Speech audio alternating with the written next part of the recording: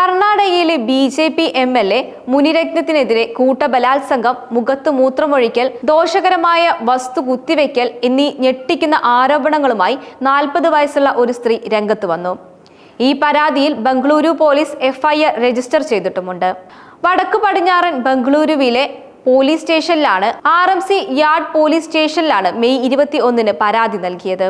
BJP. പ്രവർത്തകയാണെന്ന് സ്വയം പരിചയപ്പെടുത്തിയ സ്ത്രീയുടെ വെളിപ്പെടുത്തൽ യശ്വന്ത്പുരിൽ നിന്നും ഏകദേശം 4-5 കിലോമീറ്റർ അകലെയുള്ള മതിക്കരയിലുള്ള മുനിരത്നയുടെ ഓഫീസിൽ വെച്ചാണ് ആക്രമണം നടന്നത്.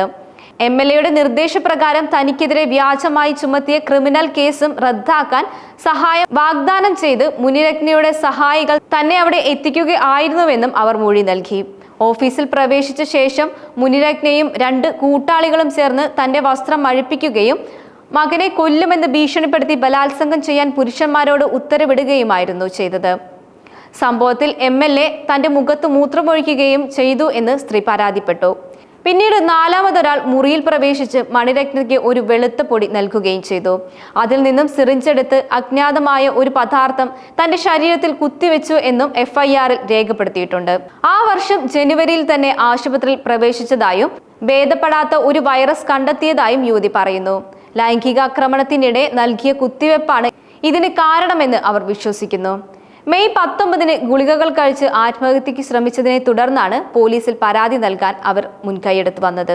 ബി.ജെ.പി. പ്രവർത്തനങ്ങളിൽ ഏർപ്പെടുന്നതിന് മുനിരത്നം തന്നോട് പക പുലർത്തിയിരുന്നു എന്നും പീനിയ RMC യാർഡ് പോലീസ് സ്റ്റേഷനിൽ തനിക്കെതിരെ വ്യാജ പരാതികൾ നൽകാൻ മറ്റുള്ളവരെ സ്വാധീനിച്ചതായും സ്ത്രീ അവകാശപ്പെട്ടു. നിരവധി വകുപ്പുകൾ ഇയാളുടെ പേരിൽ ഇതിനോടകം തന്നെ രജിസ്റ്റർ ചെയ്തിട്ടുണ്ടായിരുന്നു. ഇന്ത്യൻ ശിക്ഷാ നിയമത്തിലെ 376D കൂട്ടബലാത്സംഗം, 270 അണുബാധ പടർത്താൻ സാധ്യതയുള്ള ദുരുപയോഗ പ്രവൃത്തി, 323 സ്വമേധയാ പരിക്കേൽപ്പിക്കുന്നത്, 354 ഒരു സ്ത്രീയുടെ മാന്യതയെ അപമാനിക്കൽ, 504, 506, 509, 34 പൊതു ഉദ്ദേശം എന്നീ വകുപ്പുകൾ പ്രകാരമാണ് FIR രജിസ്റ്റർ ചെയ്തിരിക്കുന്നത്. ഇതിൽ മുനിരത്നയുടെ 3 കൂട്ടാളികളുടെ പേരുകളും ഉൾപ്പെടുത്തിയിട്ടുണ്ട്. 4മത്തെ പ്രതിയെ ഇതുവരെ തിരിച്ചറിഞ്ഞിട്ടില്ല.